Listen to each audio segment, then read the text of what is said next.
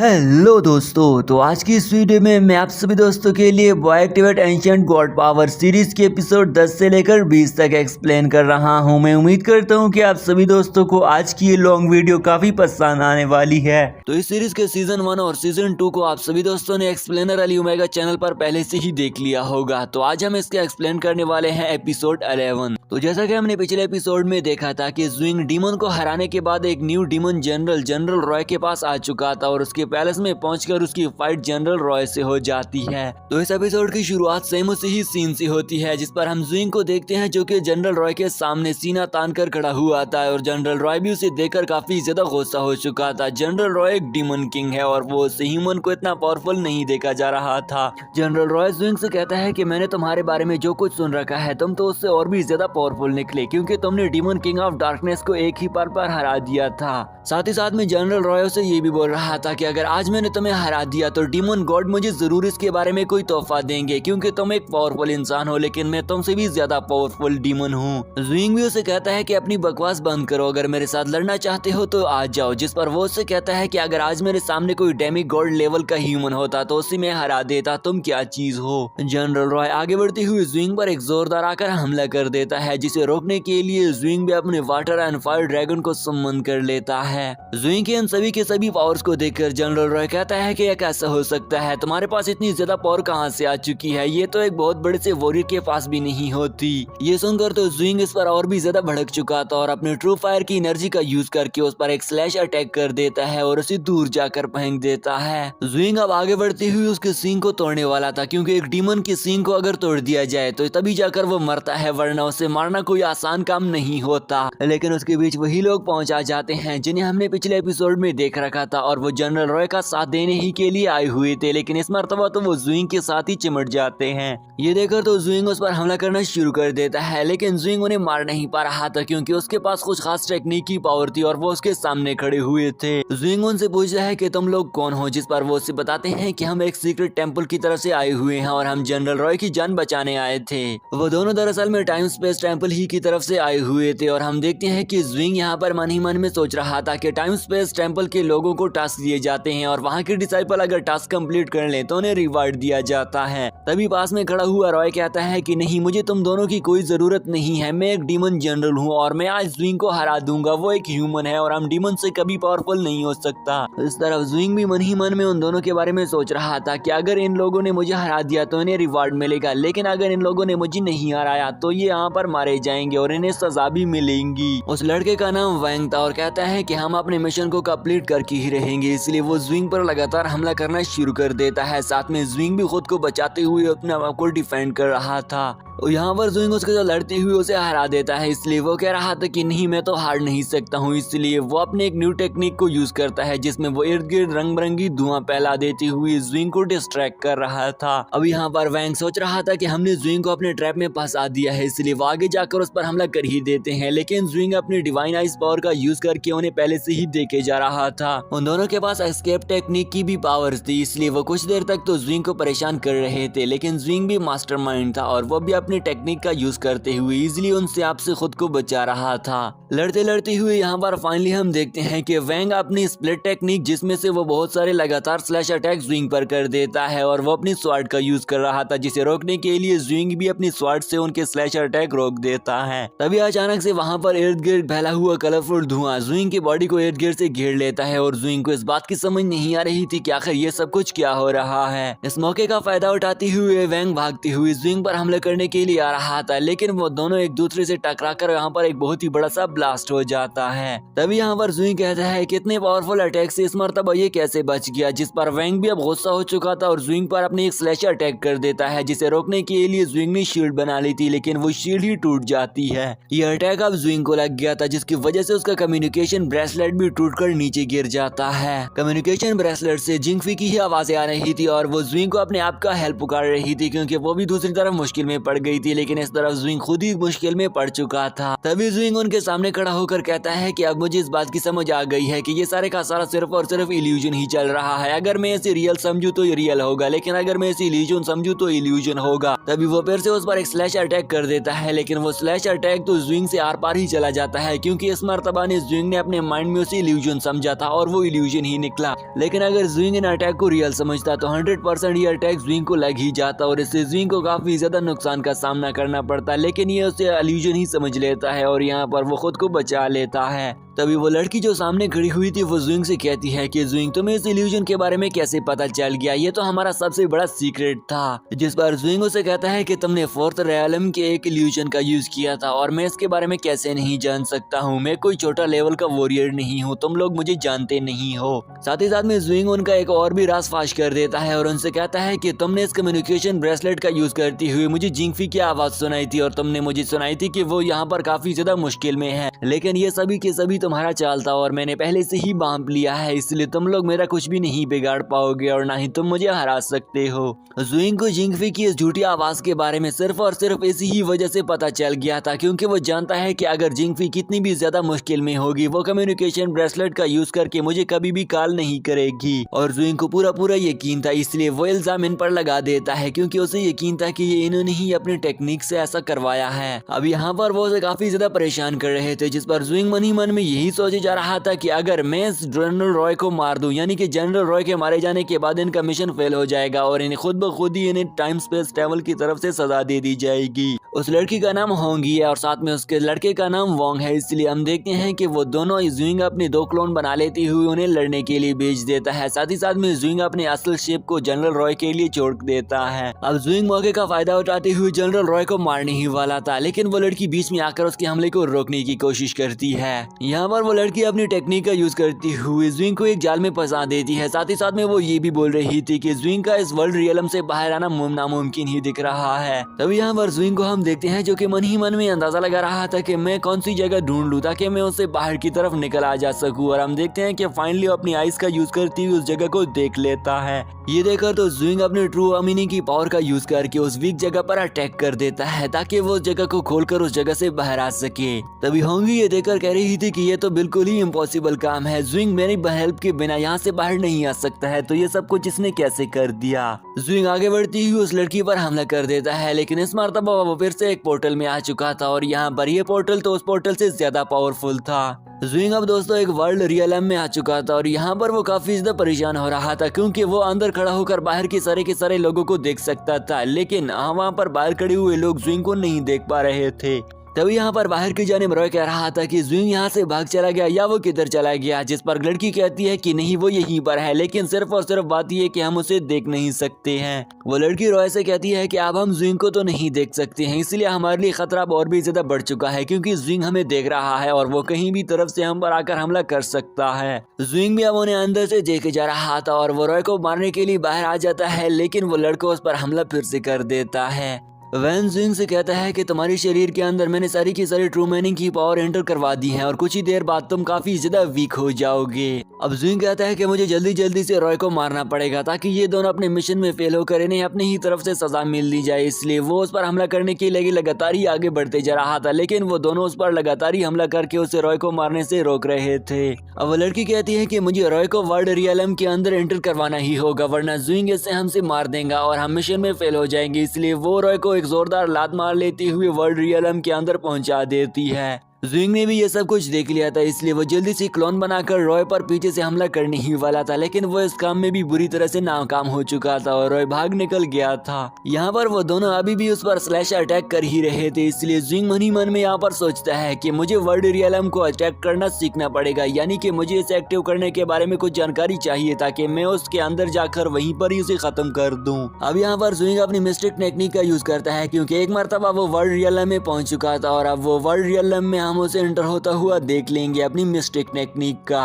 अगली ही बार जुइंग अपनी टेक्निक का यूज करके वर्ल्ड रियलम में एंटर हो जाता है और अब वो वहाँ पर जनरल रॉय के सामने खड़ा था। वर्ल्ड रियलम के अंदर वो सभी के सभी भी एंटर हो चुके थे और वहाँ पर फिर से वो एक मरतबा लड़ने लग जाते हैं, जिस पर जुइंग उसको मारना चाहता था, लेकिन बीच में वो दोनों फिर से आ चुके थे और वो जुइंग को बार बार रोक रहे थे। जुइंग अब काफी ज्यादा गुस्सा में हो चुका था और फाइनली यहाँ पर जुइंग अपनी एक जोरदार अटैक कर देता है कि तभी होंगी वो लड़की उसके सामने आ चुकी थी। थी, इसलिए वो लड़का अपने शरीर को चेंज करके उस लड़की की बॉडी में ट्रांसफर कर देता है और जुइंग का वो अटैक जाकर उसकी सींग को तोड़ देता है। जुइंग ने तो दोस्तों एक तीर से 2 शिकार कर दिए थे, क्योंकि ना सिर्फ उसने डीमन किंग रॉय को सींग को काटकर उसे खत्म कर दिया था, बल्कि उन दोनों को भी मार दिया था, क्योंकि उन दोनों से वो तीर आर पार होती हुई उस सींग को लग गई थी और उस जनरल रॉय का खात्मा हो चुका था। तो उनका एक साथी वेंग तो अब मारा जा चुका था, क्योंकि वो डीमन जनरल रॉय को बचाना चाहता था, लेकिन बीच में ही जुइंग का अटैक उसे लग गया था और वो मर जाता है। इसे मरता हुआ देखकर तो उसकी महबूबा भी उसके पास आ चुकी थी। जुइंग ये नहीं जानता था कि ये दोनों एक दूसरे से सच्चा प्यार करते हैं, वरना जुइंग ऐसा कभी नहीं करता, क्योंकि जुइंग मोहब्बत का मतलब जानता है। तभी अचानक से हम देखते हैं कि वेंग की बॉडी में कुछ एनर्जी आ जाती है और उसे किसी ने कंट्रोल करना शुरू कर दिया था, जो कि अपने टेंपल ही की तरफ से हो रहा था। और हम देखते हैं कि वो हवाओं में उठ खड़ा हो जाता है। वो जुइंग को एक ऑफर देते हुए कहता है कि तुम्हारी तरह ही के टैलेंटेड लोगों की हमें जरूरत थी और इस तरह के लोग कभी भी मिला नहीं करते हैं, इसलिए मैं तुम्हें अपने टेंपल यानी कि टाइम एंड स्पेस टेंपल को ज्वाइन करने की दावत देता हूँ। दरअसल में दोस्तों अब इसके अंदर एक अपने टेंपल की तरफ से सोल घुस चुकी थी, जो कि जुइंग को अपने साथ मिलाना चाहती थी। ये तो अब मर चुका था, लेकिन वो सोल उसके साथ अब बोल रही थी।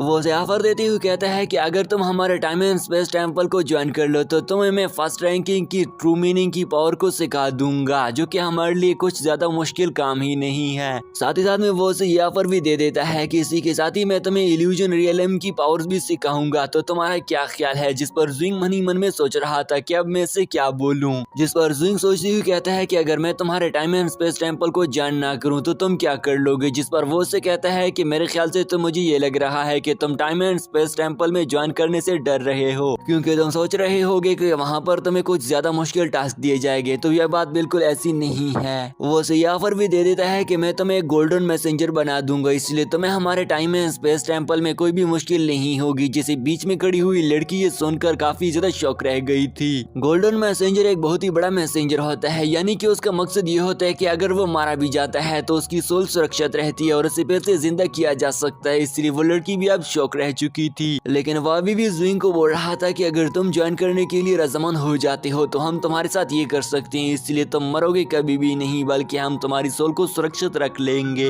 जुइंग उसकी सारी की सारी बातें सुनकर फाइनली उसे मना ही कर देता है, लेकिन वो अभी भी उसे चुप नहीं हो रहा था और फिर से उसे मनाने की कोशिश करता है। साथ में और भी बहुत सारे ऑफर उसके सामने रख देता है। इसके बाद उस एल्डर की सोल जुइंग से कहती है कि मैं तुम्हें कुछ ज्यादा समय नहीं दे सकता हूँ, इसलिए मैं सिर्फ और सिर्फ 3 दिन का समय देना चाहता हूँ। इस समय में तुम सोच सकते हो और इसके बाद ही जाकर मुझे बता देना। इसके बाद वो सोल वहाँ से चली जाती है और होंगी उससे कहती है कि मैं तुम्हें अपने साथी का बदला तुमसे जरूर लेकर रहूंगी, और काफी ज्यादा इमोशनल होती हुए वो भी वहाँ से चली जाती है। अगले सीन में हम फिर से जुइंग को देखते हैं, जो कि जिया क्लैन में अब फिर से वापस आ चुका था। वहाँ पर मौजूद सभी के सभी एल्डर्स एक मर्तबा फिर से जुइंग की डीमन को हराने के बारे में तारीफ ही कर रहे थे कि जुइंग अब और भी ज्यादा पावरफुल हो चुका है, क्योंकि उसने इतने बड़े बड़े डीमन किंग को जो हरा दिया था। बैठे हुए एल्डर चैन जुइंग को बताते हैं कि तुमने डीमन जनरल्स को मारा है, इसलिए अब एवस जनरल डीमन और भी तुम्हें मारने के लिए और भी डीमंस भेज सकता है, इसलिए तुम्हें और भी ज्यादा प्रैक्टिस करने की जरूरत पड़ेगी। जुइंग से कहता है कि मास्टर आपका हुक्म सर आंखों पर, आगे से मैं ऐसा ही करने वाला हूँ और इन डीमंस को तो मैं इस दुनिया से मिटा कर ही रख दूंगा। दूसरी तरफ हम जनरल यंग को देखते हैं, जिसके पास 2 डीमंस आकर उसे बताते हैं कि जनरल रॉय मारा जा चुका है और उसे जुइंग ने मार दिया है। साथ ही साथ में वो उसे ये भी बताते हैं कि टाइम एंड स्पेस टेंपल के लोग भी उसे नहीं बचा पाए, जिस पर जनरल यंग गुस्सा होकर एक डीमन को मार देता है। तभी वहाँ पर थर्ड प्रीस्ट आ जाता है और जनरल यंग से कहता है कि जनरल यंग आज तो तुम काफी ज्यादा गुस्से में दिख रहे हो, क्या हुआ है, कुछ गलत तो नहीं हुआ। दूसरी तरफ हमें फिर से जिंगफी के साथ साथ एल्डर चैन को दिखाया जाता है। साथ ही साथ में हम जुइंग को देखते हैं, जिस पर जुइंग बताता है कि मैंने इल्यूजन रियलिज्म के 2nd स्टेज को अचीव कर लिया है, जिसे सुनकर तो उसका मास्टर काफी खुश हो जाता है। एल्डर चैन कहता है कि आज से पहले मैंने आपकी तरह के इस तरह के पावरफुल शख्स को कभी नहीं देखा है। वो कहता है कि जिया क्लैन के सारे ट्रेजर भी आपकी पावर को बढ़ाने के लिए कम पड़ गए हैं। जिस पर जुइंग उसे कहता है कि आपको चिंता करने की जरूरत नहीं है, मैं ब्लड वेंट क्लेफ जाना चाहता हूँ, जहाँ पर मुझे और भी उम्मीद है कि ट्रेजर मुझे मिल सकते हैं, जिससे मैं और पावरफुल बन सकता हूँ। एल्डर चैन से बताता है कि ब्लड वेंट क्लेफ में और भी ज्यादा मुश्किलात का सामना आपको करने को मिल सकता है, इसलिए तुम्हें वहाँ पर सावधानी से रहकर वहाँ पर ट्रेजर ढूंढना पड़ेंगे। ये सुनकर अगली ही बार हम ज़ुइंग को देखते हैं जो कि ब्लड विंड क्लिफ में पहुंचा चुका था। तभी वहां पर उसके सामने एक लॉन्ग जॉन नाम का ड्रैगन आ जाता है, जिस पर वो उसे कहता है कि आखिर ज़ुइंग तुम एक मर्तबा फिर से यहाँ पर क्यों आ चुके हो। वो ज़ुइंग से कहता है कि तुमने शॉर्ट टाइम में ही इतने सारे पावर्स को हासिल कर लिया है और तुम अब सेंटी लेवल तक भी पहुंच चुके हो। ज़ुइंग उसे कहता है कि मैं इस क्लिफ के अंदर जाना चाहता हूँ। ये सुनकर लॉन्ग जॉन बीस्ट उसे कहता है कि तुम्हारी हिम्मत भी कैसी हुई कि तुम इस जगह के अंदर जाना चाहते हो। हजारों सालों से मेरे मास्टर ने मुझे इस जगह को प्रोटेक्ट करने का बोला है और तुम ऐसे बोल रहे हो जैसे कि ये कोई आम जगह है। तो ज़ुइंग भी दोस्तों पीछे हटने वाला नहीं था और वो लॉन्ग जॉन पर ही अटैक कर देता है और हम देखते हैं कि वो दोनों एक दूसरे पर ही लगातार अटैक किए जा रहे थे। जब ज़ुइंग को यकीन आ जाता है कि मैं इसका मुकाबला नहीं कर सकता हूँ तो वो अपने ट्रू मीनिंग की पावर को भी यूज करने लग जाता है ताकि वो उसे हराकर इस क्लिफ के अंदर जा सके। ज़ुइंग उस पर एक जोरदार हमला करके दूर से पहाड़ी से जा टकराकर नीचे गिरा देता है, जिस पर लॉन्ग जॉन कहता है कि तुम अब मुझसे ज्यादा पावरफुल हो गए हो, इसलिए मैं तो अब तुम्हें नहीं हरा सकता हूँ। साथ ही साथ में वो ज़ुइंग की तारीफ करते हुए कहता है कि मुझे तुम पर इतना ज्यादा उम्मीद नहीं थी कि तुम इतनी ज्यादा शॉर्ट टाइम में secondary Allama of true meaning को सीख लोगे। यहाँ पर वो ज़ुइंग को ये भी बताता है कि मैं ब्लैक विंड क्लिफ का पहला राक्षस हूँ, यानी कि इस जगह को प्रोटेक्ट करने के लिए मेरा पहला नंबर आता है। मैं तो तुम्हें आगे के लिए छोड़ दूंगा, लेकिन रास्ते में और भी बहुत सारे तुम पर ऐसे हमले जरूर होंगे। ज़ुइंग इस बात पर उसको शुक्रिया अदा करता है और अब वो दोनों एक दूसरे के साथ मिलकर चले जाते हैं। अगली ही पल हमें जिंगफी को दिखाया जाता है। जिंगफी आगे जा ही रही थी कि अचानक से पीछे से मास्टर क्यूब आ चुके थे, इसलिए जिंगफी बिना सोचे समझे उस पर हमला कर देती है क्योंकि वो उसे मशकूक लग रहा था, लेकिन वो खुद को बचा लेता है। मास्टर उसे कहते हैं कि तुमने बिल्कुल ही अच्छा किया है क्योंकि तुम्हें किसी पर भरोसा नहीं करना चाहिए। साथ में वो कहता है कि मैंने सुना है कि एल्डर चैन से जो कि ज़ुइंग कहीं चला गया है किसी मिशन पर। यहाँ पर जिंगफी उसे नहीं बताती, लेकिन जिंगफी को पहले से ही पता था, इसलिए यहाँ पर जिंगफी आगे बढ़ती हुई किसी बुक को स्टडी करने लग गई थी, लेकिन मास्टर क्यूबा पीछे से उसे कंट्रोल करके सारी की सारी हकीकत उगलवा देता है और उसे पता चल जाता है कि वो ब्लैक विंड गया है। जिंगफी से ये सारी बातें उगलवाने के बाद मास्टर क्यूबा गायब हो चुका था। तभी एल्डर चैन भी उसके पास आ जाते हैं और हम देखते हैं कि जिंगफी के हाथों के अंदर एक स्टार नुमा सील बना हुआ था और जिंगफी काफी ज्यादा वीक फील कर रही थी। एल्डर चैन उसे कहता है कि क्या तुम्हें मालूम है कि मास्टर क्यूबा ने तुम्हारे साथ क्या किया है। वो उसे बताता है कि उसने तुमसे ज़ुइंग के बारे में सारी की सारी जानकारी हासिल कर ली है, इसलिए अब यकीन मुझे आ गया कि वो एक गद्दार है। जिंगफी भी अब काफी ज्यादा परेशान हो चुकी थी, इसलिए मास्टर चैन से कहती है कि मुझे तो इस बात का पता नहीं चल रहा है कि मास्टर क्यूबा डीमन के साथ क्यों मिल चुके हैं, जिस पर एल्डर चैन भी उससे कहता है कि मुझे भी इस बात का इल्म नहीं। मास्टर चैन को तो सारी की सारी बातों के बारे में कुछ पता नहीं था, इसलिए वो जिंगफी से कहता है कि अब हमें मास्टर क्यूबा के आने का इंतजार करना पड़ेगा, तभी जाकर हम उससे पूछताछ कर सकते हैं। साथ ही साथ में एल्डर चैन से कहता है कि ज़ुइंग बिल्कुल ही सेफ है, इसलिए ज़ुइंग के लिए तुम्हें परेशान होने की भी कोई जरूरत नहीं है। दूसरी तरफ हम एक अनजान सी जगह पर ज़ुइंग को आता हुआ देखते हैं, जिसके आते ही इर्द गिर्द वो बहुत सारे लोगों को देख लेता है जो कि उस पर हमला करने के लिए रेडी खड़े थे और उस पर हमला कर भी देते हैं। ज़ुइंग उन सभी को एक ही स्लैश अटैक से खत्म कर देता है कि तभी उसके इर्द गिर्द काफी ज्यादा व्हाइट फॉग फैल जाती है। ज़ुइंग ये देखकर काफी ज्यादा परेशान हो गया था कि ये फॉग कहाँ से आ रहा है, जिस पर लॉन्ग जॉन स्नैक उसके पास आकर उसे बताता है कि यह हमारे लिए खतरे की घंटी बज चुकी है। वो ज़ुइंग को बताता है कि मेरे मास्टर नहीं चाहते थे कि कोई भी ब्लैक विंड क्लिफ में आ जाए, इसलिए अब हमारे लिए मुश्किलात और भी ज्यादा बढ़ चुकी हैं। लेकिन ज़ुइंग उससे कहता है कि कोई भी कुछ भी करे, मुझे किसी से डर नहीं लगता। साथ ही साथ में ज़ुइंग उसे ये भी बोल रहा था कि मैं उन सभी लोगों को इजीली हराने की पावर भी रखता हूँ। ये सुनकर तो लॉन्ग जॉन तो वहाँ से चला जाता है। अब दोस्तों ज़ुइंग भी अपनी टेक्निक का यूज करके अपने इर्द गिर्द चारों तरफ एनर्जी ऑरा फैला देता है ताकि वो देख सके कि आखिर मेरे इर्द गिर्द कितने लोग हैं। तभी ज़ुइंग को अचानक से कुछ गड़बड़ी सी महसूस होने लग जाते हैं, इसलिए वो आगे की तरफ बढ़ करती हुए एक जोरदार हमला कर देता है और अब फॉग तो खत्म हो चुका था और उससे एक मंकी दिख जाता है। अब वो सीधा आते हुए ज़ुइंग पर ही हमला कर देता है, जिसे ज़ुइंग रोकने की कोशिश तो करता है, लेकिन ज़ुइंग काफी ज्यादा पीछे धकेल जाता है क्योंकि उसका अटैक ही इतना ज्यादा पावरफुल था। अब वो फिर से एक दूसरे के साथ लड़ना शुरू कर देता है, जिस पर ज़ुइंग कह रहा था कि ये अपनी थंडर और फॉग की पावर को कंबाइन करके मुझ पर यूज कर रहा है, तो इसके पास कुछ एक्स्ट्राऑर्डिनरी लेवल जरूर होंगे। हमला करने के बाद वो मंकी ज़ुइंग से कहता है कि तुमने अपनी वेपन को ट्रू मीनिंग की पावर से कवर कर रखा है ताकि मेरे अटैक तुम पर असर ना कर सकें। लेकिन वो फिर भी ज़ुइंग से कहता है कि अगर तुमने ऐसा भी कर रखा है, लेकिन मैं फिर भी तुम्हें इजीली हराने की पावर रखता हूँ, और वो अपने बहुत सारे क्लोन बना लेता है। अब ज़ुइंग भी बिना रुके उसके साथ लड़ते जा रहा था और वो अपनी रियल मंकी को टारगेट कर रहा था, लेकिन उसके क्लोन ने उसे परेशान कर रखा था। लेकिन खैर दोस्तों, ज़ुइंग भी पीछे हटने वाला नहीं था और काफी देर तक उन मंकी के साथ लड़ता रहा और हम देखते हैं कि आखिरकार उन मंकीज को उसने काफी ज्यादा घायल भी करवा दे दिया था। लेकिन दोस्तों, ज़ुइंग भी अब परेशान हो चुका था क्योंकि उनके क्लोन अब और भी ज्यादा बढ़ते जा रहे थे और वो अपनी क्लोन बनाकर ज़ुइंग को काफी ज्यादा तंग कर रहा था। साथ ही साथ में ज़ुइंग भी अपनी स्पेयर की पावर का यूज करते हुए उसके साथ लगातार ही हमले किए जा रहा था और उसकी रियल बॉडी को टारगेट कर रहा था, लेकिन ज़ुइंग उसकी रियल बॉडी को देख ही नहीं पा रहा था। उन दोनों के एक दूसरे के साथ काफी देर तक लड़ते हुए फाइनली ज़ुइंग मंकी के उस रियल बॉडी को टारगेट कर ही देता है, जिसकी वजह से उसके क्लोन भी अब डिस्ट्रॉय हो चुके थे और ज़ुइंग बार बार उसे दूर फेंकते जा रहा था।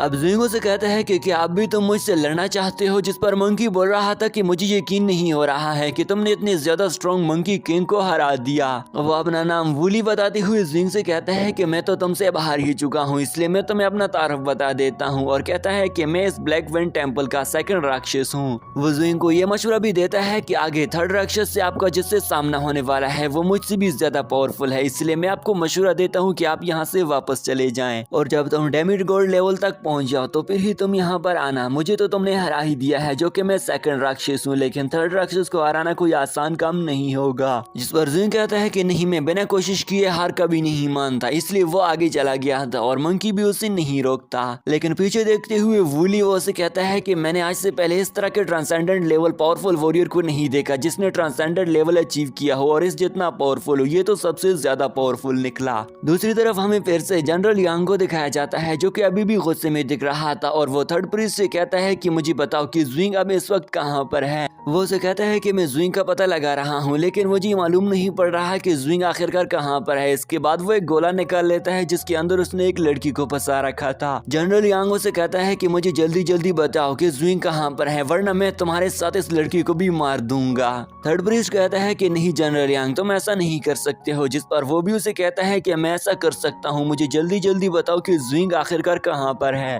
लेकिन आखिरकार वो उसे बता ही देता है कि ज़ुइंग वेन टेम्पल गया हुआ है, यानी कि ब्लैक वेन टेम्पल में वो किसी सीक्रेट जगह पर गया हुआ है। ये जानकर तो हमें यहाँ पर इस बात का अंदाजा हो जाता है कि थर्ड प्रीस्ट मास्टर क्यूबा ही हो सकता है, क्योंकि मास्टर क्यूबा ही को तो पता था कि वो कहाँ पर गया है, इसलिए वो उसे बता देता है। दूसरी तरफ हमें फिर से लॉन्गजॉन को दिखाया जाता है जो वूली को देखकर काफी ज्यादा शौक रह गया था और कहता है कि वूली तुमको भी उसने हरा दिया, यानी कि वो ज़ुइंग की बात कर रहा था। साथ ही साथ में वो वूली को चढ़ाते हुए बोल रहा था कि तुम तो हमेशा मुझे ये बोला करते थे कि मैं तो तुमसे ज्यादा पावरफुल हूँ, लेकिन आज तुम्हें क्या हो गया, तुम तो ज़ुइंग के सामने घुटने टेक चुके थे ना। जिस पर वूली भी उसे ललकारते हुए कहता है कि मैं अकेला नहीं हूँ, तुम भी मेरे साथ ही हारे हो, इसलिए तुम्हें भी खुद पर घमंड करने की कोई जरूरत नहीं है, तुम भी मेरे तरह एक लूजर ही हो। लेकिन वो उसे कहता है कि नहीं नहीं, मैं तो तुम्हारी तरह बिल्कुल ही नहीं हूँ, मैं तो एक ड्रैगन हूँ। जिस पर वूली कहता है कि ज्यादा बकवास ना करो, हम दोनों ही लूजर निकले। लॉन्गजॉन वूली से कहता है कि क्या तुम्हें लग रहा है कि हमारा नेक्स्ट मास्टर ज़ुइंग ही हो सकता है, जिस पर वो उसे जवाब देता है कि ये तो उसकी पावर्स पर डिपेंड करता है। तभी अचानक से वहाँ पर इर्द गिर्द फिर से फॉग जमा होने लग जाती है, जिस पर लॉन्गजॉन वूली से कहता है कि वूली तुम फिर से फॉग क्यों फैला रहे हो, लेकिन वो तो उसे कहता है कि ये सब कुछ मैं नहीं कर रहा हूँ। इन दोनों को इस बात की समझ नहीं आ रही थी कि आखिरकार ये फॉग अब आ कहाँ से रही है कि तभी हम दूसरी तरफ डीमंस को देखते हैं जो कि इर्द गिर्द अब आ चुके थे। इस तरफ हम ज़ुइंग को देखते हैं।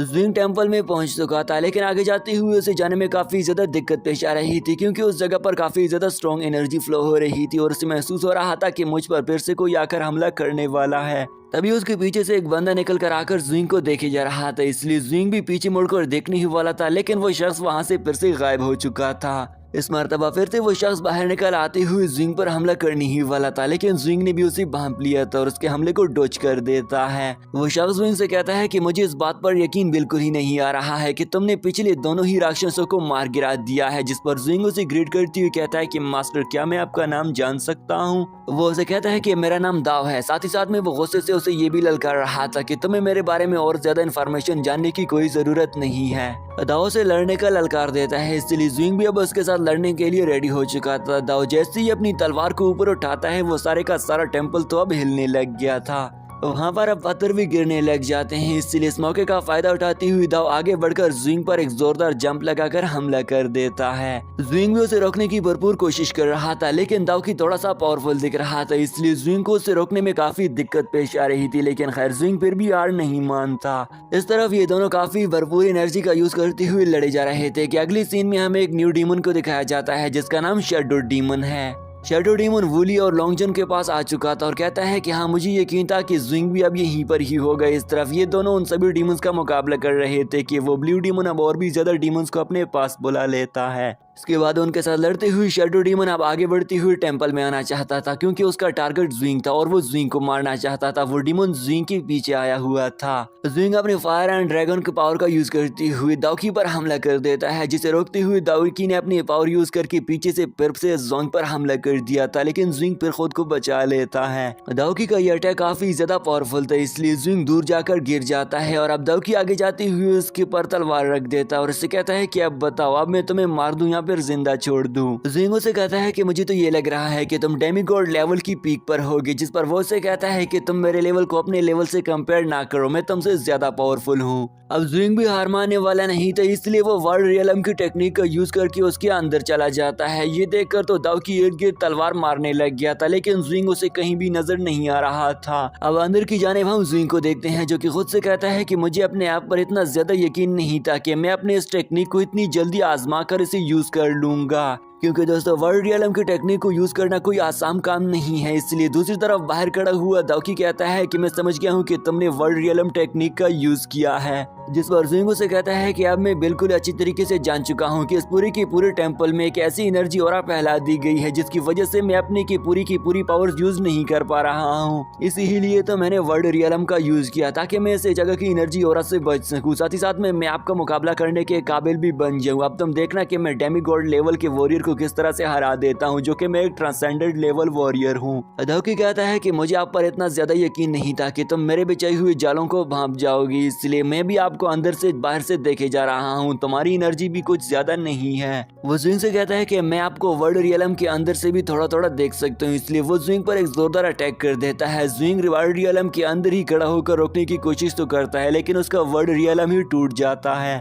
यहाँ पर बाहर आते हुए दाओकी फिर से ज़ुइंग पर लगातार ही स्लैशर अटैक करती हुई अपनी स्वॉर्ड की पावर यूज करवा रहा था, लेकिन ज़ुइंग बड़ी मुश्किल से खुद को बचा रहा था और फाइनली वो फिर से वर्ल्ड रियलम के अंदर एंटर हो जाता है। इस मर्तबा ज़ुइंग खुद की बॉडी को और भी ज्यादा पावरफुल बनाना चाहता था, इसलिए वो वर्ल्ड रियलम के अंदर बैठकर कल्टीवेशन करता है ताकि वो और ज्यादा स्ट्रॉन्ग बन जाए। दूसरी तरफ हमें मास्टर क्यूबा को फिर से दिखाया जाता है, जिसके पास एल्डर चैन आकर उससे पूछता है कि तुम इतनी जल्दी में कहाँ जा रहे हो, खैर तो है ना। मास्टर क्यूबा कहता है कि मैं चैंगफेंग एकेडमी की तरफ जा रहा हूँ क्योंकि मुझे खबर मिली है कि वहाँ पर किसी डीमन ने आकर हमला कर दिया है, इसलिए मैं उन्हें प्रोटेक्शन देने जा रहा हूँ। मास्टर क्यूबा अब तो चला जाता है, लेकिन एल्डर चैन को यकीन नहीं था, इसलिए वो उसके पीछे अपने 2 जासूसों को लगा देता है और उन्हें अच्छी तरह से बता देता है कि मास्टर क्यूबा को तुम दोनों के बारे में कभी भी खबर नहीं होनी चाहिए। दूसरी तरफ हम फिर से ज़ुइंग को देखते हैं जो कि अभी कल्टीवेशन के प्रोसेस एंड करती हुए अपने वर्ल्ड रियलम को और ज्यादा पावरफुल बना देता है, क्योंकि ताकि दाओकी उसे ना देख सके और उसकी पावर्स अंदर की जानिब से ना भांप सके। दाओकी भी उसे इर्द गिर्द फिर से ढूंढना शुरू कर देता है। साथ ही साथ में वो ज़ुइंग को आवाजें लगाते हुए बोल रहा था कि तुम मुझसे छुपन छुपाई ना खेलो, बल्कि सामने आ जाओ ताकि मैं तुम्हें अपनी पावर्स दिखा दूं।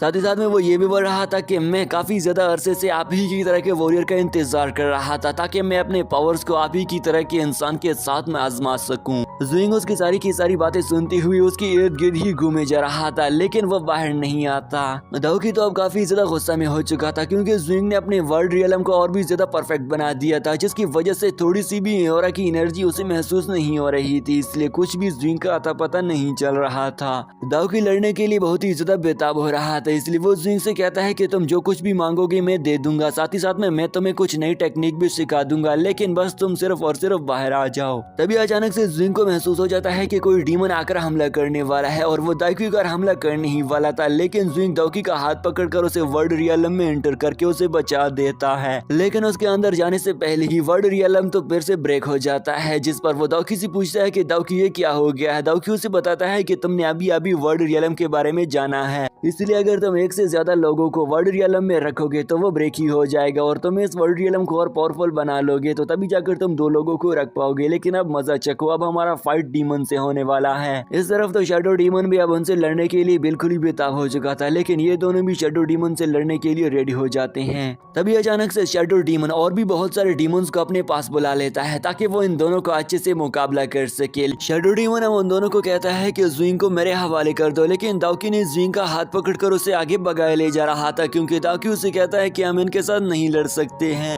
क्योंकि अब तो दोस्तों वहाँ पर और भी बहुत सारे डीमंस आ चुके थे जो कि शैडो डीमन का साथ दे रहे थे। शैडो डीमन भी उनसे कहता है कि ज़ुइंग को आप नहीं ले जा सकते हूँ, ज़ुइंग मेरा शिकार है और मैं उसके लिए ही आया हुआ हूँ। अब दाओकी आगे भागते हुए रुक जाता है और शैडो डीमन से कहता है कि आखिर तुम्हारी हिम्मत भी कैसी हुई मेरे दोस्तों को परेशान करने की, मैं तो तुम्हें हरा दूंगा, तुम क्या चीज हो। अब ज़ुइंग दाओकी को बताता है कि मैं इसे जानता हूँ, ये डीमन जनरल के 5 जनरल में से एक डीमन किंग है। साथ में ज़ुइंग उसका नाम बताते हुए कहता है कि इसका नाम शैडो डीमन है, जिसे सुनकर दाओकी मजाक में कहता है कि अरे डीमन का नाम कोई शैडो डीमन कैसे रख सकता है। अब शैडो डीमन उन्हें देखकर कहता है कि तुम लोग क्या बेवकूफों की तरह बके जा रहे हो, मुझसे लड़ना है या फिर मैं ही तुम पर हमला कर दूं। साथ ही साथ में दाओकी ज़ुइंग से कहता है कि ये तुमसे ही लड़ने आया होगा। जिस पर दाओकी कहता है कि अगर तुम्हारे साथ लड़ने ही आया हुआ है लेकिन मैं तुम्हें अकेला नहीं छोड़ सकता हूँ, इसलिए वो शैडो डीमन पर हमला कर देता है। साथ में उसके अटैक को भी उसने डॉज कर दिया था। शैडो डीमन ने इर्द गिर्द काफी ज्यादा फॉग फैला रखी थी और हम देखते हैं कि बहुत सारे छोटे छोटे डीमन दाओकी को इर्द गिर्द से घेर लेते हैं। इस तरफ इस मौके का फायदा उठाते हुए उनके शैडो डीमन ने ज़ुइंग पर आकर हमला कर दिया था। इन दोनों के एक दूसरे पर अटैक करने से ही वो सारी की सारी जगह अब शेक होने लग जाती है। साथ ही साथ में हम दाओकी को भी देखते हैं जिसने उसी ही फॉग का फायदा उठाते हुए उनके सभी के सभी छोटे डीमंस को खत्म कर दिया था। लेकिन अचानक से वो चौधरी के सारे डीमंस फिर से जिंदा होने लग जाते हैं। अब दाओकी कहता है कि ये डीमन ऐसा कैसे कर सकते हैं। दूसरी तरफ हम शैडो डीमन को देखते हैं जिसने अपने हाथों की एनर्जी से उन सभी के सभी डीमंस को जिंदा कर लिया, क्योंकि वो इस एनर्जी कास्ट का यूज करके उन्हें जिंदा करने की पावर रखता था।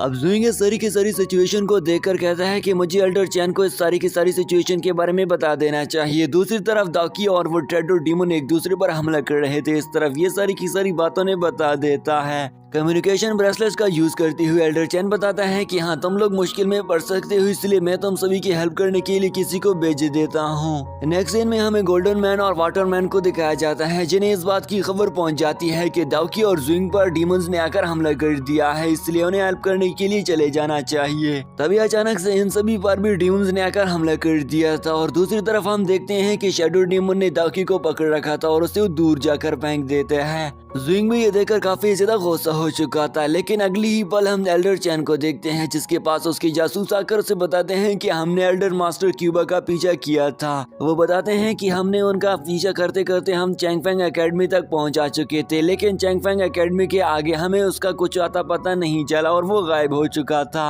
अब ये सुनकर एल्डर मास्टर भी काफी ज्यादा हैरान परेशान रह जाता है कि आखिरकार मास्टर क्यूबा फिर जा ही कहाँ सकते हैं। इस तरफ हम ज़ुइंग और दाओकी को देखते हैं जिन्हें और भी बहुत सारे डीमंस ने आकर घेर लिया था। अब ज़ुइंग उन सभी को देखकर कहता है कि दाओकी हम इन सभी के सभी डीमन से कैसे छुटकारा पा सकते हैं, जिस पर दाओकी बताता है कि शैडो डीमन के पास उसके हैंड में एक स्पेल है जिसका यूज करते हुए ये इन सभी को जिंदा कर देता है। इसलिए अगर हमें इन सभी के सभी छोटे डीमंस को मारना पड़ेगा तो इसके लिए हमें इसके सबसे बड़े शैडो डीमन को ही मारना पड़ेगा और इसके खत्म करते ही ये सारे के सारे डीमंस खुद ब खुद मारे जाएंगे। अब दाओकी शैडो डीमन से कहता है कि अगर तुम मेरे साथ लड़ना चाहते हो तो मेरे पास आ जाओ, लेकिन वो डीमन से कहते हैं कि नहीं, अगर तुम्हें लड़ना है तो तुम्हें मेरे पास आना पड़ेगा। अब ये बात सुनकर तो इन दोनों को इस बात का पता चल जाता है कि ये हमें अलग अलग करना चाहते हैं और साथ ही साथ में वो हमारे साथ काफी देर तक लड़ना चाहते हैं ताकि हम और भी ज्यादा वीक हो जाएं और वो हमें इजीली हरा दें। दाओकी ज़ुइंग को बताता है कि ये अब हमारे थकने का इंतजार कर रहे हैं, इसलिए अगर हम थक जाएं तो ये हमें इजीली हरा देंगे। इस पर ज़ुइंग भी उसकी बात को अच्छे से समझ जाता है। ज़ुइंग भी वर्ड रियलम का यूज करते हुए उसके अंदर गायब हो चुका था और आगे की तरफ जाकर पीछे से उस शैडो डीमन पर हमला कर देता है, लेकिन शैडो डीमन ने उसे देख लिया था इसलिए वो उसे दूर फेंक देता है। यहाँ पर दोस्तों ज़ुइंग का दाहिना हाथ भी टूट चुका था। अब यहाँ पर दोस्तों फिर से एक मर्तबा उस दोनों को फिर से बहुत सारे डीमंस ने आकर घेर दिया था और अगली ही पल हम फिर से लॉन्ग जॉन और वूली को देखते हैं जो कि इस टेम्पल में अंदर आना चाहते थे ताकि वो ज़ुइंग की हेल्प कर सके, लेकिन उनको भी बहुत सारे डीमंस ने घेर रखा था। यहाँ पर ये सारे के सारे मुकाबला कर रहे थे, लेकिन दूसरी तरफ हमें वाटरमैन और गोल्डन मैन को दिखाया जाता है जिन्होंने डीमंस के साथ लड़ते लड़ते उन सारे डीमंस को खत्म कर दिया था और अब वो ज़ुइंग की हेल्प करने के लिए बहुत ही ज्यादा करीब आ चुके थे। अब गोल्डन मैन कहता है कि यार अभी भी हमें कुछ गड़बड़ सी महसूस हो रही है और वो सभी के अचानक से देखते हैं कि वो डीमन ने फिर से जिंदा होना शुरू कर दिया था।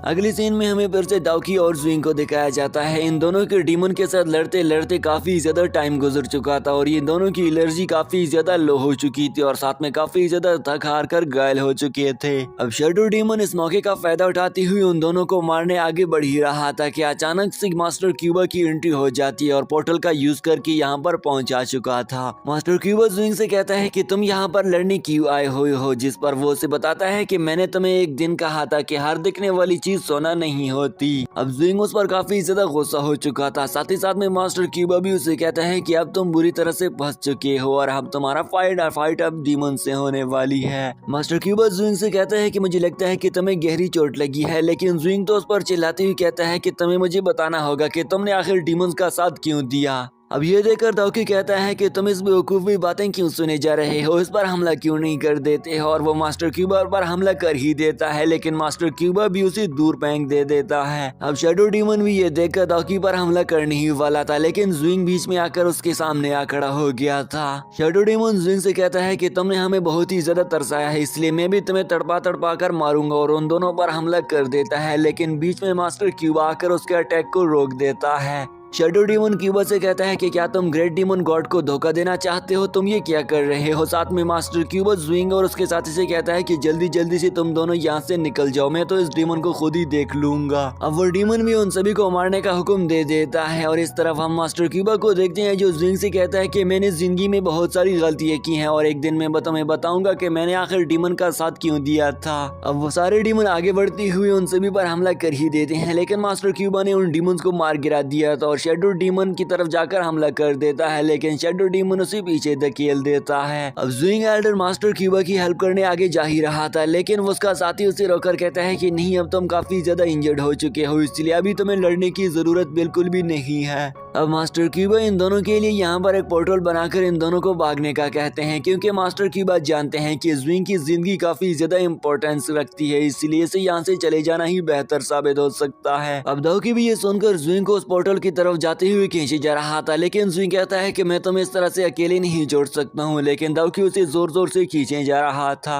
मास्टर क्यूबा भी ज़ुइंग से कहता है कि ज़ुइंग तुम्हें यहाँ से जिंदा चलकर चलना ही पड़ेगा, नहीं तो हम इन डीमंस को हराने के काबिल नहीं बचेंगे। मुझे तुम पर पूरा भरोसा है कि तुम एक दिन डीमंस को खत्म करोगे। अब मास्टर क्यूबा पर डीमंस ने आकर एक जोरदार हमला कर दिया था और यहाँ पर अब ज़ुइंग की आंखों में आंसू भी आ चुके थे, क्योंकि वो जानता है कि अब वो मास्टर क्यूबा को फिर से कभी नहीं देख पाएगा। अब तो ये देखकर ज़ुइंग और वो दोनों इस पोर्टल का यूज करते हुए उस जगह से बाहर आ ही चुके थे। दूसरी तरफ हमें वाटरमैन और साथ में गोल्डन मैन दिखाया जाता है, जो कि कहते हैं कि हमें इस पोर्टल से जल्द से जल्द निकलना पड़ेगा। अब यहाँ पर वाटरमैन कहता है कि मुझे यहाँ पर काफी ज्यादा एनर्जी और महसूस हो गई है, यानी कि अब वो डीमंस को किसी ने आकर मार दिया था और अचानक से वहाँ पर ज़ुइंग और उसका दोस्त डाउकी पहुँचा चुके थे। अब डाउकी उन दोनों पर गुस्सा होकर कहता है कि तुम दोनों कार यहाँ पर चुप कर बैठे हुए थे और हम पर डीमंस ने आकर हमले कर दिए थे, इसलिए तुम दोनों को मेरी हेल्प करने के लिए जरूर चले आ जाना चाहिए था। लेकिन इसे ये बात मालूम नहीं थी कि इन दोनों पर इधर ही डीमंस ने आकर हमला कर दिया था, इसलिए वो दोनों से बताते हैं कि ऐसी कोई बात नहीं है, हम पर अलग से डीमंस ने आकर हमला कर दिया था। और वो ये भी बताते हैं कि हाँ, वो कुछ ऐसे डीमंस नहीं थे, वो ऐसे डीमन थे जिन्हें हमें मारने के बाद वो फिर से जिंदा हो जाते थे, इसलिए हम आपकी तरफ नहीं पहुंचा पाए थे। वाटरमैन अपनी एनर्जी की पावर का यूज करते हुए ज़ुइंग की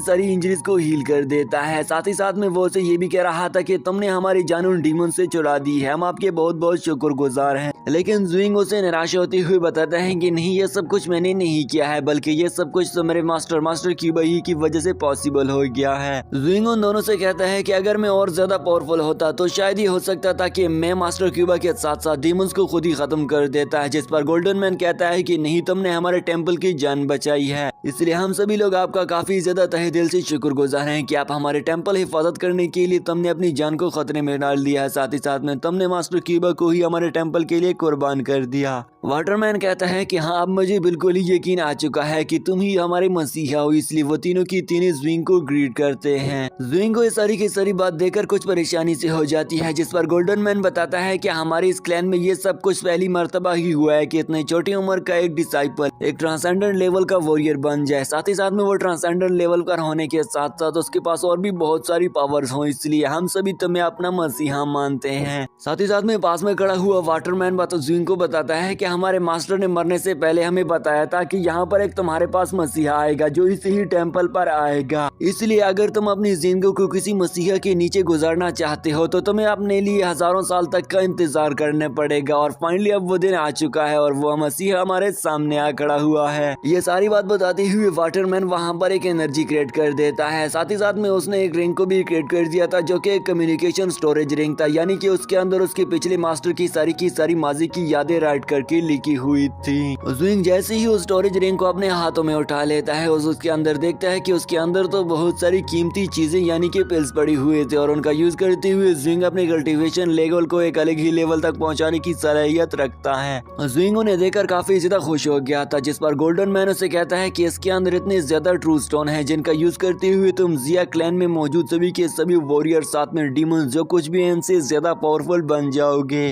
तभी अचानक से उस स्टोरेज ब्रेसलेट से अचानक से 5 किस्म के टोकन्स निकल कर आ जाते हैं, जिस पर पास में खड़ा हुआ वाटरमैन उसे बताता है कि हमारे मास्टर ने ये 5 के 5 टोकन तुम्हें दे रखे हैं, इसलिए हम सभी के सभी आज के बाद तुम्हारे ही सेवा किया करेंगे क्योंकि हमारे मास्टर के बाद अब तुम ही हमारे यंगर मास्टर बन गए हो। ज़ुइंग उन सभी से कहता है कि मैं काफी ज्यादा टाइम हो गया जिया क्लैन नहीं गया हूँ, मुझे नहीं मालूम कि जिया क्लैन को क्या हो गया होगा। अब ज़ुइंग उन सभी को ग्रीट करते हुए कहता है कि अब हमें जिया क्लैन की तरफ चले जाना चाहिए, जिस पर वो भी साथ में जाने के लिए बिल्कुल ही रेडी हो चुके थे। अब ज़ुइंग उस टेम्पल से बाहर आ जाता है, लेकिन बाहर आने से पहले सबसे पहले उसकी मुलाकात लॉन्ग जॉन से हो चुकी थी, जिस पर ज़ुइंग के बाहर आते ही वो अंदर की जानिब होता हुआ सब कुछ उसे बता देता है। ज़ुइंग अपना स्टोरेज टोकन निकाल लेता है, जिसे हम देखते हैं कि उससे 4 टोकन निकल कर बाहर आ जाते हैं जो कि अपने अपने शेप में आ चुके थे।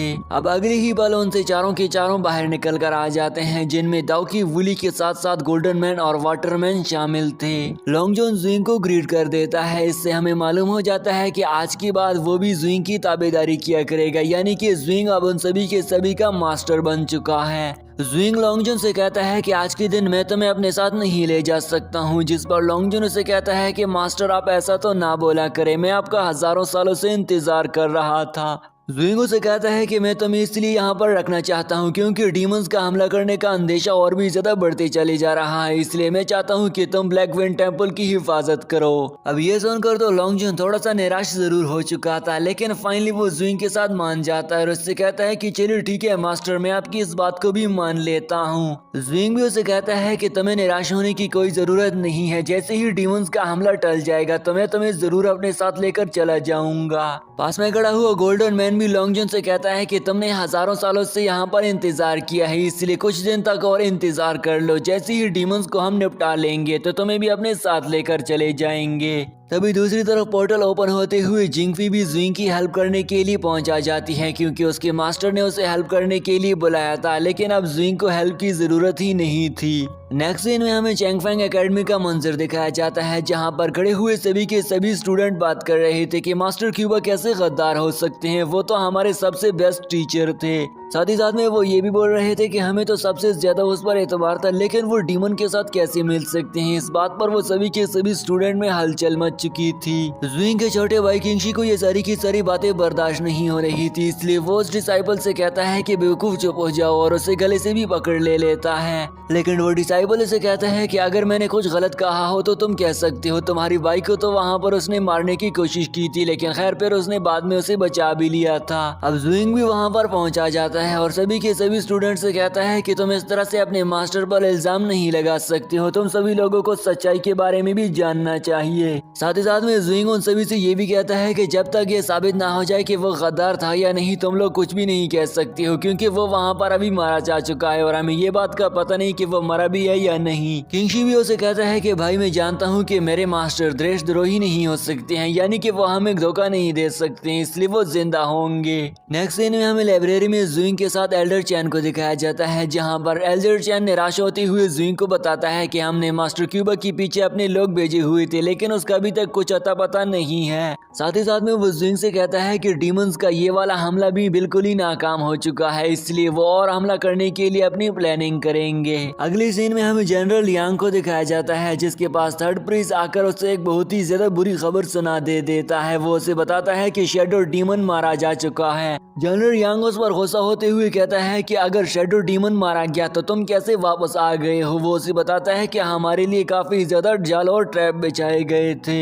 जनरल यांग उसे कहते हैं कि अगर बाकी के सभी लोग मारे जा चुके हैं तो तुम किस तरह से बचकर आ गए हो। वो उसे यहाँ पर झूठ बोल रहा था क्योंकि दरअसल में ये थर्ड प्रीस्ट ही नहीं था।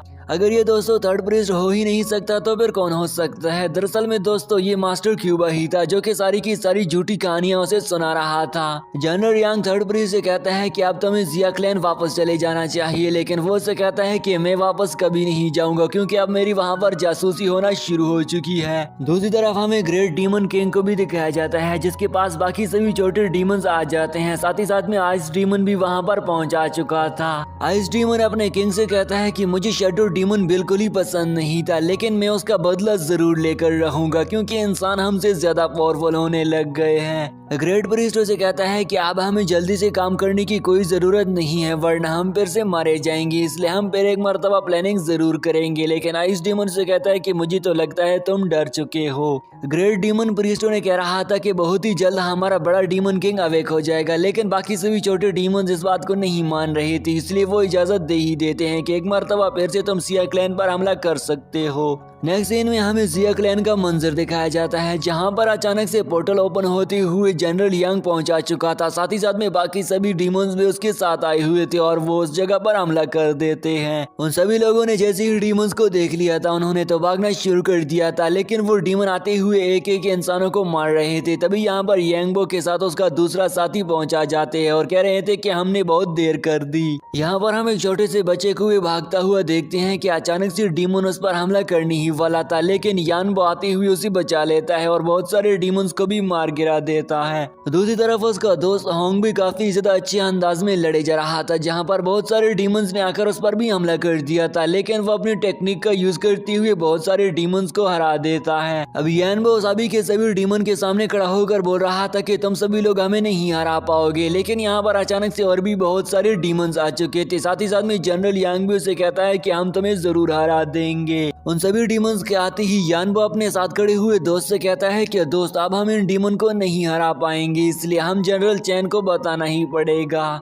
यानबो जैसे ही कम्युनिकेशन ब्रेसलेट्स का यूज करती हुई एक पैगाम भेजने ही वाला था तभी अचानक से उसका दोस्त होंग उसके कम्युनिकेशन ब्रेसलेट को तोड़ देता है, जिसे देखकर तो उसका दोस्त यानबो काफी ज्यादा हैरान रह जाता है। लेकिन हमें इस बात का इल्म हो ही जाता है कि इसका दोस्त होंग पहले से ही डीमन के साथ मिला हुआ था और हमें इस बात का भी यकीन आ जाएगा कि हाँ इन सभी के सभी गद्दारों का क्या अंजाम होने वाला है। होंग काफी अरसे से डीमन के साथ मिला हुआ था, इसलिए ये सारे का सारा हमला भी उसी ही ने करवाया था क्योंकि उसे पता था कि हमारे सिया क्लैन में कोई भी मौजूद नहीं है जो कि डीमन का मुकाबला कर पाए। अब हम देखते हैं कि होंग अपने सभी के सभी डीमंस को ग्रीट कर देता है, जिसे देखकर यानबो काफी ज्यादा इमोशनल हो गया था और कहता है कि सिया फैमिली ने तुम्हारे लिए क्या क्या नहीं किया, लेकिन तुम इस क्लैन को डिस्ट्रॉय करना चाहते हो। आखिर तुम हमें धोखा दे ही कैसे सकते हो। जिस पर वो उसे कहता है कि तुम्हें क्या मालूम है कि जब से वो जुइंग नाम का लड़का यहाँ पर आया हुआ है मेरी कोई भी वैल्यू और औकात नहीं रही है, इसलिए मुझे अपनी औकात और वैल्यू बनाने के लिए मजबूरन ही डीमन के साथ मिलना पड़ गया था और मैं चाहता हूँ कि मैं अब इस तरह की सारी जगह को डिस्ट्रॉय कर रख दूं, लेकिन अगर तुम सभी लोग मेरा साथ दोगे तो हम जुइंग को हरा पाएंगे। उसका दोस्त यानबो उसे रोकने की कोशिश करती हुई कहता है कि बस तुम डीमन सिर्फ और सिर्फ इस्तेमाल करना चाहते हैं, लेकिन वो उसकी बात नहीं सुनता और डीमंस की तरफ चला जाता है। दूसरी तरफ हमें जुइंग को प्रैक्टिस करती हुई दिखाया जाता है जहाँ पर वो अपनी स्पेयर का यूज करती हुई काफी अच्छे अंदाज में प्रैक्टिस कर रहा था कि तभी जिंगफी आकर भागती हुई आकर बताती है कि इस डीमंस ने आकर हमला कर दिया है।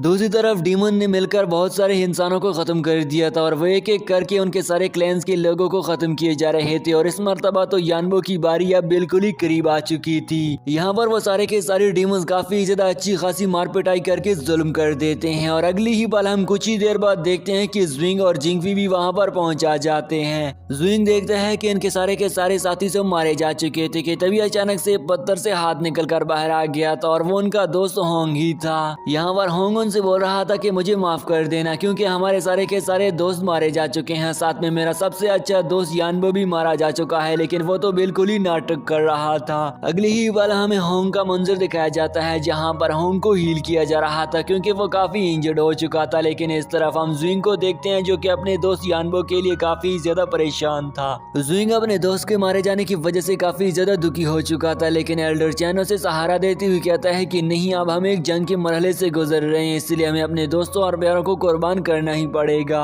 लेकिन ज़ुइंग तो गुस्सा होकर अपने एल्डर मास्टर चैन से कहते हैं कि मास्टर अब बहुत हो चुका है, अब सभी के सभी डीमंस को हमारे सभी प्यारों के खून को चुकाना पड़ेगा।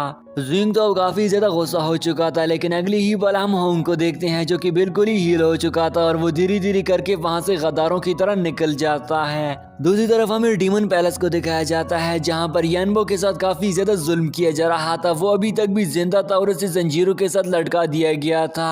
वो ये चाहते थे कि यानबो भी हान की तरह हमारा साथ दे, लेकिन वो उनसे कहता है कि अगर तुम मेरा जो कुछ भी कर लो, अगर हद तक तुम मुझे मार भी दोगे, लेकिन मैं फिर भी तुम सभी डीमन का साथ बिल्कुल ही नहीं दूंगा। काफी देर से वो लोग यानबो को टॉर्चर किए जा रहे थे, लेकिन यानबो फिर भी उनके साथ नहीं मान रहा था कि तभी होंग उसके पास आकर कहता है कि पुरानी दोस्ती की खातिर मैंने तुम्हें जिंदा रखा, साथ ही साथ में मैंने तुम्हारे सामने ये ऑफर भी रख दी थी कि तुम डीमंस को ज्वाइन कर लो और हमारा साथ दे दो, लेकिन तुमने ये भी नहीं किया। यानबो अपने दोस्त हान पर काफी गुस्सा हो चुका था, इसलिए वो उसकी मुंह पर तोंक देता है। इससे तो अब वो भी काफी गुस्सा हो चुका था, इसलिए वो उसे काफी ज्यादा कोड़े मारना शुरू कर देता है। साथ ही साथ में वो ये भी बोल रहा था कि मैंने अपने डीमन जनरल को ज़ुइंग का सारा पता बता दिया है, इसलिए ज़ुइंग भी अब बहुत ही जल्द मारा जाएगा। यानी कि ज़ुइंग की भी अब काफी ज्यादा आखिरी लम्हात आने लग गए हैं, लेकिन हम ज़ुइंग को देख लेंगे। दूसरी तरफ हमें जिया क्लैन का मंजर दिखाया जाता है जहां पर मास्टर क्यूबा के बारे में सारे के सारे एल्डर मास्टर्स बोल रहे थे कि मास्टर क्यूबा कभी भी ऐसा नहीं कर सकता है, वो गद्दार बिल्कुल भी नहीं बन सकता है। एल्डर चैन भी यहाँ पर खड़ा हुआ था, इसलिए वो उनसे कहता है कि हमें इस बात को छोड़ना पड़ेगा, हमें इस बात पर आना पड़ेगा कि हम उन चारों के चारों डीमन जनरल्स को कैसे मार सकते हैं। एल्डर चैन उन सभी को बोल रहा था कि हमें एक प्लानिंग के थ्रू चलना पड़ेगा और उन सभी के सभी यानी कि चारों के चारों डीमन जनरल को मारना पड़ेगा, तो तभी जाकर हम उन डीमंस को कमजोर कर पाएंगे, और अगर हमने ऐसा नहीं किया तो हम उन डीमन को काबू नहीं कर पाएंगे। साथ ही साथ में एल्डर चैन उन सभी को ये भी बोल रहा था कि हमें डीमन पर नजर रखना पड़ेगी, तभी जाकर हम उनके लिए कोई अच्छा सा प्लान बना पाएंगे और उस प्लान पर अमल करते हुए हम जरूर उन चारों के चारों डीमन जनरल्स को खत्म कर देंगे। अब बूढ़ा एल्डर साओ भी कहता है कि मुझे तो लगता है कि कहीं ज़ुइंग अकेले ही उन डीमंस के साथ लड़ने ही ना चला जाए, क्योंकि वो जानता था कि यानबो उसका सबसे अच्छा दोस्त था और यानबो तो अब मारा जा चुका है, इसलिए वो बदला जरूर लेगा। लेकिन एल्डर चैन से कहता है कि नहीं, मैं उसका ख्याल जरूर रखूंगा। अगली ही पल हमें जिंगफी को दिखाया जाता है जिसे कहीं जंगल में काफी ज्यादा एनर्जी और महसूस होने लग गया था। तभी अचानक से उस एनर्जी और से एक लेडीज बाहर निकल कर आ जाती है जो कि एक फोर्थ डीमन जनरल थी और वो भी एक डीमन ही थी जिसने लेडीज की शक्ल इख्तियार कर ली थी। जिंगफी अभी भी उस लेडी डीमन जनरल को देखी जा रही थी, लेकिन वो लेडी डीमन जनरल इधर उधर देखकर जिंगफी को नहीं देख पा रही थी।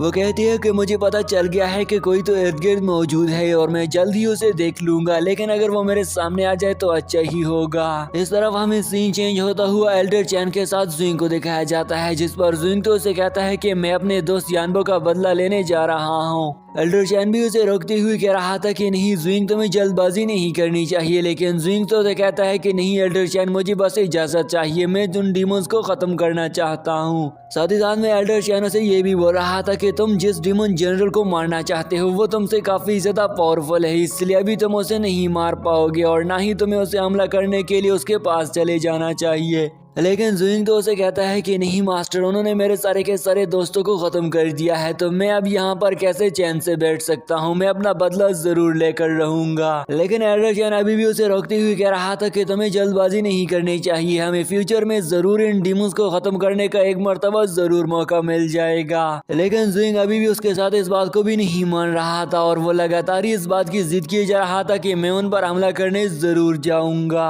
तभी अचानक से जिंगफी कम्युनिकेशन ब्रेसलेट के थ्रू बताती है कि मैंने एक डीमन लेडी को देख लिया है जो कि मुझे मारने के लिए बिल्कुल ही करीब आ पहुंच गया है। अब तो ज़ुइंग को जिंगफी की काफी ज्यादा फिक्र हो रही थी, इसलिए वो उससे पूछता है कि जिंगफी क्या तुम ठीक तो हो ना। वो उससे बताती है कि मैंने खुद को एक दरख्त के साथ छुपा लिया है, लेकिन मैं ज्यादा देर तक छुप नहीं पाऊंगी। एल्डर चैन जिंगफी से जल्दी से कहता है कि तुम फौरन उस जगह से खुद को बचाते हुए निकल आ जाओ, लेकिन ज़ुइंग उससे कहता है कि नहीं मैं बस आ रहा हूँ, मैं उन सभी डीमंस को आज खत्म ही कर दूंगा। ज़ुइंग तो दोस्तों बिल्कुल ही अपने इंतकाम की आग में जले जा रहा था और वो अपने दोस्तों का बदला भी लेना चाहता था, इसलिए वो आगे चला जाता है, लेकिन मास्टर उसे अभी भी रोक देता है। अब ज़ुइंग उसे कहता है कि मास्टर आप मुझे ना ही रोके तो अच्छे ही रहेगा, मैं जानता हूँ कि वो कितने ज्यादा पावरफुल है, लेकिन मेरी इंतकाम की आग ही उन्हें जलाकर रख देगी, इसलिए मैं उन्हें हरा दूंगा। दूसरी तरफ हमें जिंगफी को दिखाया जाता है जो कि अभी भी उस डीमन लेडी से छुपी जा रही थी, लेकिन वो डीमन लेडी पीछे से आती हुई जिंगफी को एक पकड़कर गले से उसे दरख्त के साथ लटका देती है। साथ ही साथ में वो डीमन लेडी उसे बोल रही कि तुम वो काफी ज्यादा खूबसूरत हो और तुम्हें तो खाने में भी मजा ही आ जाएगा। लेकिन जिंगफी अपनी ताकत का यूज करती हुई अपनी शील्ड उठा लेती हुई खुद को जान को बचा लेकर आजाद कर देती है।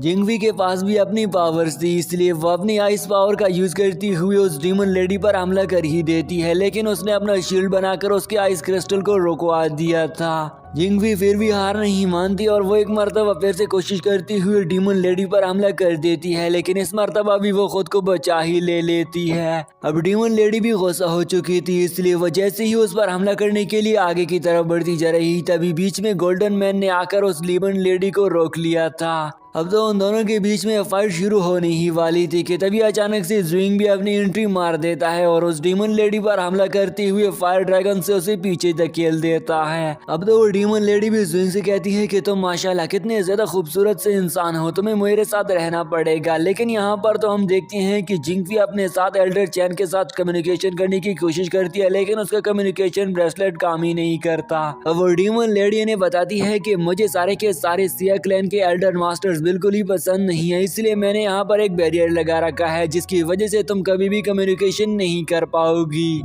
लेकिन ज़ुइंग तो उसे कहता है कि मैं इस डीमन जनरल लेडी के लिए अकेला ही काफी हूँ। जिंगफी उसे रोकने की कोशिश तो कर ही रही थी, लेकिन ज़ुइंग रुकने का नाम ही नहीं ले रहा था और वो दोनों एक दूसरे के साथ लड़ने लग जाते हैं।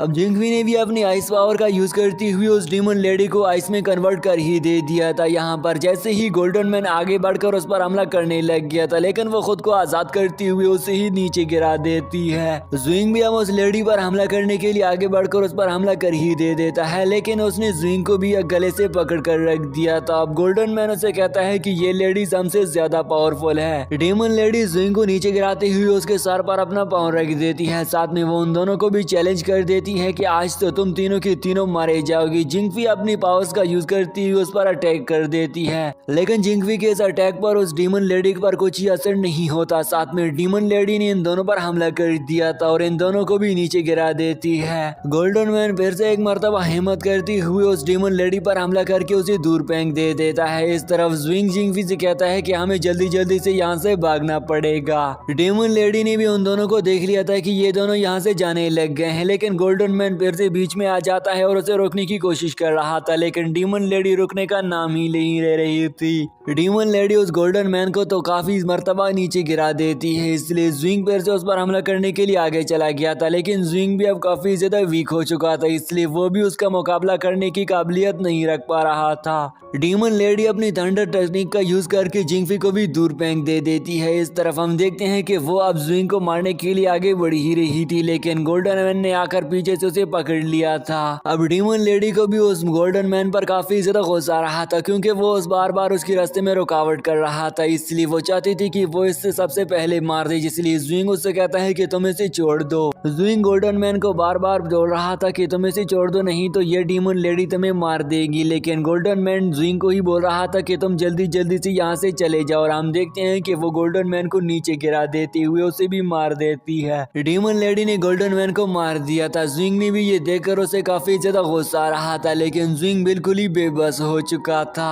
अब ज़ुइंग धीरे धीरे करते हुए मुश्किल से जिंगफी के करीब आ चुका था और अपनी व्हाइट पावरफुल रियलम का यूज करते हुए दोनों को उसके अंदर डाल देता है, जिसे देखकर तो वो लेडीज इर्द गिर्द देखती हुई बोल रही थी कि अब ये दोनों कहाँ चले गए हैं। अब अगली सीन में हम देखते हैं कि वो डीमन लेडी तो जनरल यांग के पास आ चुकी थी और वो उससे बताती है कि इस मर्तबा भी ज़ुइंग मुझसे चला गया है और वो उससे खुद को बचाकर मुझसे चला गया था। जनरल यांग उसकी बातें सुनकर काफी ज्यादा गुस्सा हो रहा था, लेकिन वो इस डीमन लेडी पर गुस्सा नहीं हो रहा था, क्योंकि वो इसे चाहता था और यहाँ पर इन दोनों के बीच काफी देर तक बातचीत चल रही थी। जनरल यांग उसे कहता है कि आखिरकार तुम इतने ज्यादा पावरफुल डीमन से कैसे ज़ुइंग बार बार बचकर चला जाता है, जिस पर वो उसे कहती है कि मैं तो बस उसके साथ फ्लर्ट ही कर रहा था। साथ ही साथ में लेडीज कहती है कि मैं तो मजाक कर रही थी ज़ुइंग के साथ, लेकिन ज़ुइंग ने तो मजाक मजाक में ही मुझसे वापस चला गया और खुद की जान को बचाकर जिंगफी की जान को भी बचा लेकर चला गया, लेकिन मैंने उनका एक साथी भी मार दिया है। डीमन लेडी आगे बढ़ती हुई जनरल यांग के पास बैठ चुकी थी। जनरल यांग भी उसे कहता है कि तुम कभी कभी काफी ज्यादा घमंडी हो जाती हो और अपने घमंड का यूज करती हुए तुम ह्यूमंस को नहीं मार गिरा पाती हो। डीमन लेडी तो अब इसके साथ बातचीत करने के बाद यहाँ से चली जाती है कि तभी अचानक से न्यू डीमन आती हुई अपने जनरल यांग को बताता है कि आपके लिए खुशखबरी है। वो बताता है कि जिया क्लैन पर हमारे बहुत सारे डीमंस ने हमला कर दिया था और इसमें उन्होंने बहुत सारे लोगों को मार गिरा दिया है और हमने जिया क्लैन को तकरीबन अपने कब्जे में ले लिया है। जनरल यांग भी ये बातें सुनकर काफी ज्यादा खुश हो चुका था और अपने डीमन से कहता है कि ये तो मेरे लिए और भी ज्यादा खुशी की बात है कि जिया क्लैन के लोगों को तुमने सभी लोगों ने अब डिस्ट्रॉय करके ही रख दिया है। इस तरह हमें जिया क्लैन का मंजर दिखाया जाता है जहाँ पर बहुत सारे डीमंस ह्यूमंस पर हमला किए जा रहे थे। साथ ही साथ में वो बहुत ही ज्यादा तेज अंदाज में भागते हुए एक एक करके सभी ह्यूमंस को खत्म किए जा रहे थे। दूसरी तरफ हमें दिखाया जाता है कि बहुत सारे वॉरियर्स ने एक डीमंस को घेर दिया था और उस पर अपने निशाना भी ले ही रख गए थे।